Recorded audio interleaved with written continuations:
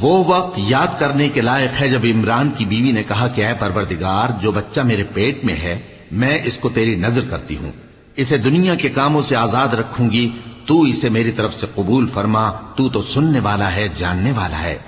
پھر جب ان کے ہاں بچہ پیدا ہوا تو کہنے لگی کہ پروردگار، میرے تو لڑکی ہوئی ہے، جبکہ اللہ خوب جانتا تھا جو ان کے ہاں ولادت ہوئی تھی، اور نہ ہوتا لڑکا مانند اس لڑکی کے۔ اور کہنے لگی میں نے اس کا نام مریم رکھا ہے، اور میں اس کو اور اس کی اولاد کو شیطان مردود سے تیری پناہ میں دیتی ہوں۔ تو اس کے پروردگار نے اس کو پسندیدگی کے ساتھ قبول فرمایا اور اسے اچھی طرح پرورش کیا، اور زکریا کو اس کا کفیل بنایا۔ زکریا جب کبھی عبادت گاہ میں اس کے پاس جاتے تو اس کے پاس کھانا پاتے۔ یہ کیفیت دیکھ کر ایک دن مریم سے پوچھنے لگے کہ مریم، یہ کھانا تمہارے پاس کہاں سے آتا ہے؟ وہ بولی کہ اللہ کے ہاں سے آتا ہے، بے شک اللہ جسے چاہتا ہے بے